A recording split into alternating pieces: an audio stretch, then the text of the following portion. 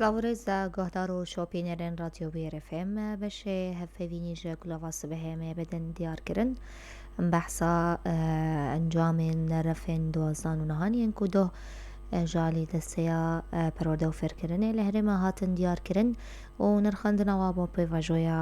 خوێندنێ لە هەرێمێک و ئیسال چاوا دەرباس بوو ji bo zêdetir agahiyan em nas bikin birêz Rohat Xelî li hevserokka desteya peroda û fêrkirinê li Herêma Cizîrê diriya telefônê re wê lêgel me be. Roj baş. Roj baş dersan. Destpêkê dixwazim bipirsim nirxandina we birêz Rohat weke deste ji bo pêvajoya xwendina 2021-2022 îsal li Herêmê çawa derbas bû. Destpêkê ji xwe pîrozbêj bo hemû xwendekarên me hêja. Belê? Alo. Em dengê te dibihîzin fermo. Destpêkê pîrozbêj bo hemû xwendekarên me hêja ji kirin mesfir. Wek pêvajoya xwendinê îsal bi awayekî serkeftî derbas bû. Yani ji destpêka sala xwendinê de hazirî baş hatin kirin hem ji vekirina dibistana paqijkirina wan belavbûna pirtûkan danîna bernamecê ji bo dibistanê tevî got di demek xwe di destpêka dibistanê ew dibistan hatin rawestandin bi sedema nexweşiya korona got ev hinkî bû astengî ji me re hem jî êrişên dewleta Tirkiye Serêkanî ew girêsibî êrişên wayî berdewam hem li aliyê zirvan wan jî got dibû pirsgirêk ji me re got hejmarek mezin ji dibistana ji xizmeta perwerdê derdiketin û hem jî dibistanin li hin bajarên mîna Hesekê got dibin cihê penabera û xwendekarên wê dibistanê jî em dibin dibistanin dî û hejmarek mezin li wa dibistanan çê dibe û dibin didan û sêdan heta got perwerdeyên xwe ew berdewam dikin ama wekî dijî em bêjin wek pazde dibistanên pêşesazî îsal me vekiribûn li ser em bêjin wekata li ser asta Herêma Cezîrê pêşesazî wek sînaî bûn, bazirganî bûn, tenduristî bûn, çandinî bû wek menhajêr hatin çêkirin, mamoste hatin perwerdekirin û wek sala yekê bû got derbas bûn ha derbasî reftê 11 dibin ê pêşesazî wekî jî di pêmangeh ji me vekirin ê amadekirina mamosteyan ew ji bi beşên xwe bîrkarî, fîzya bû, kîmya bû, zanyarî bû, zimanê ingilîzî bû, zimanê kurdî bû, mûzîk, wêne, werzîş ev jî nêzî 700 xwendekarî got tevlî va pêmangeha bûn sîstema xwendina azad ji me îsal dest pê kir û hem dibistan jî di wextê xwe dihatin bidawîkirin menha jî di wextê xwe dihat bidawîkirin yani em dikarin bêjin îsal sala me xwendinê bi awayekî serkeftî derbas bû. Ji xwe doha encamên qonağên navîn û amadehî hatin ragihandin dixwazim bipirsin rêjeya serkeftinê çi qas bû taybet bo xwendekarên normal yan yê nîzamî li ser beşê xwe zanistî û wêjeyî. Bi giştî hejmara xwendekaran nêzî 7000 bûnê bû derbasî va ezminan bûn ji bo xwendekarên yê esayî rêjeya serkeftinê 88 ji sedî bû û hem jî ew ê refê 12 û ê refê niha jî 9 ji sedî bû yê xwendina serbest jî ê refê 12 40 ji sedî bû û ê refê niha jî 20 ji sedî bû yê serbest. Hûn van rêjeyan di nerîna we de çawa hûn dibînin dibînin bibêjin rêjeyên mezin jî helbet di nerîna we de çi qasî giring e ev yek ji bo pêşxistina perwerdeyê li Herêmê. Bêguman sîstema nirxandinê ya got îsal hat danîn û hem jî giringiya got me bîrtirdan refê 12 û niha jî hem ji wek dewratên got hatin vekirin ji bo got bilindkirina asta xwendekaran ev jî me giringî dabûye dê ev jî bû wek alîkarî ji xwendekar got hem di aliyê bihtir di aliyê zanistî di got vê derêvên dayîn û hem jî wek me got sîstema xwendinê jî ya got îsala nirxandinê îsal hatibû fêkanê jî ew jî bibû alîkar min re. Dixwest bipirsim rêjeya binkeftiniyan rûstûkê gelo hebû ew çi qas bû? يعني رجاء السركفتني دما بخوياي حشتي بحاجة صديق يدي جصديق ويا بنكفتنا ويا دجنجي دما قوم بيجن تشيل جصديق أبي قف سركفتنا بقول شيء جصديق أبي قو بنكفتنا اللي وقت ما جوش جوز سما نرخندنا يعني وقو إيصال صالة يكيبو من بيك آني يعني الصالة بوري صالة يكيبو أندر باسي رفيد وازاد بون دويدا بله ميدا أزمونين ناغنديها بون مهم. جبورة فين جبورة فيد وازاجي أما إيصال وك سيستم هاد بهرتن يعني بيش نوك يعني السيستم أنا خاندنا خاندكار جبو حمو رفين بجهز أو جهابو مهم. جبو إيصال مثل ناب رفين نهاجي وناب رفين دواباجي الفيدري يعني وك من خاندنا خاندكار دحمو آلي دي تشكرن هم دا آلية هاتنا ويد بستانة ديت آلية رفتار ديت آلية أزمون نبسكي دي ساهنا أزمون دبكي هنا هم جي بروجاش خاندكار زوتين فصل وكي دجي جبورة فينه ورفيد وازان حرس صالين قبري ويناجي يعني بصالي بري وينا تبري صالة قدفيني لفيدري كومي هبدو دبي دا بشي سيسيا دبي وقت بداوي كرنا قناغا آمداي وهمجيا ناقل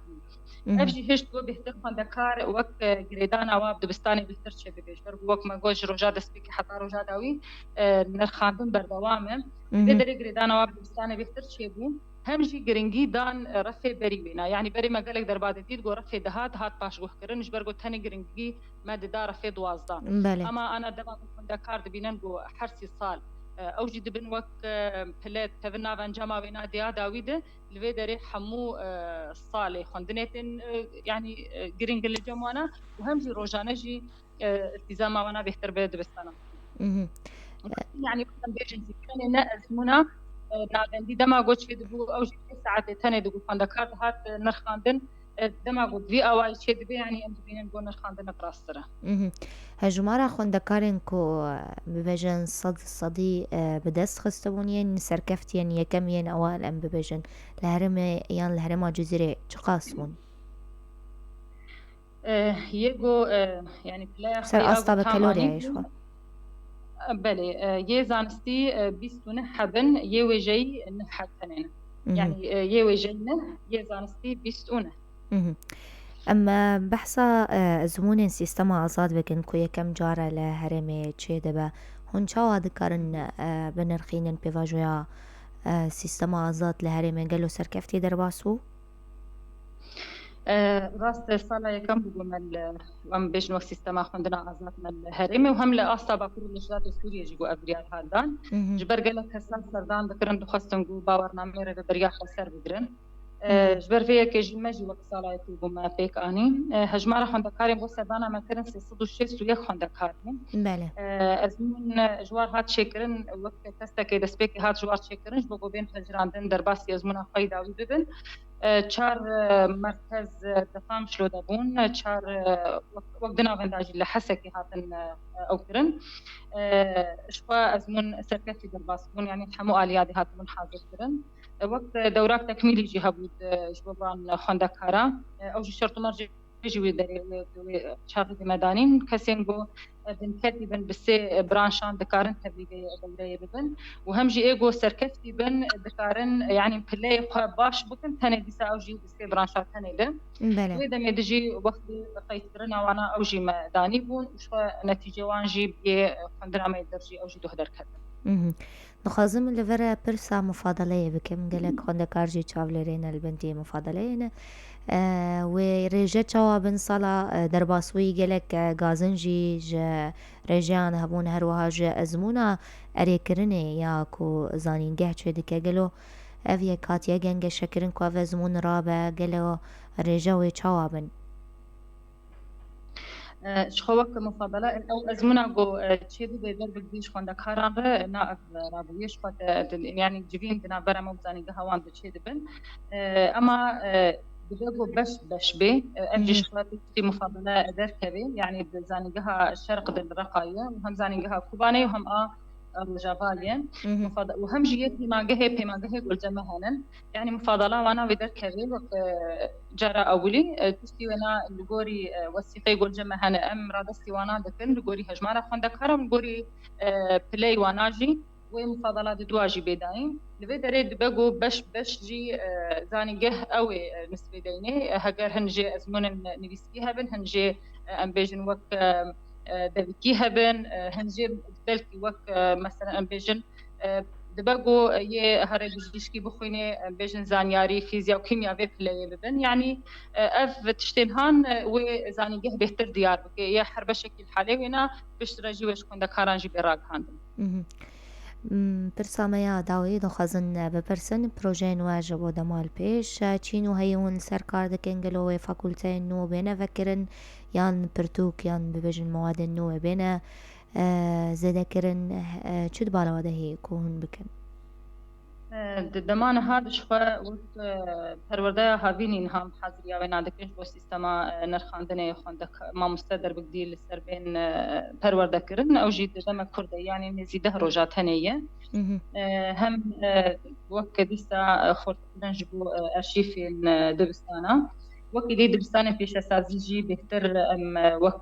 ما مستین گوهن هم پیوستین گوهن آلاوی گوهن هم بهتر سرویجی کار بکن دبا گوشت سالا وری دجلی غیری و هر چهار بشین پیش سازی گوهن بشتیرکینها یو اول جدا يعني وقت شريحة جدا زيادة ببين دهن جيانده هم جيب ور پیوستیا می دبستان می ما مستی گو الویدر ام بجن وقت شاغر هي ده پیمانگه هذا جي اف بشي هم زۆر سپاس برێزارۆهات پەیاماوەیە داویون دخوازن چ ببێژن دیسام دبێژن پیرۆزبێژ بۆ هەموو خوێندەکارن مەی هێژا هێویا سەرکەفتنن ماستر و بهتر بۆ جهێ خۆ دبێ جوابێ دبگرن بە ئەوایەکی باش ڕۆهات خەلیل هەفسەرۆکە پەروەردە بووە فێرکردنێ لە هەرێما جزیرە بمێنێت خێر و خۆشیێدە گۆهدار و تەماشەوانێنمە لە ڤژیشخوا پێوینامە بداوی دەبە مە بەحسا پێڤژۆیا خوێندنێ لە هەرێمێن با کوڕۆژاتە سووریە دکرد لەڤر ئەم ناوبەرێکی ڕات وەستن و خەلەکە خۆیان گولاڤە سبە هەیە بۆوەرە بەردەوام دەکەن دوور نەچن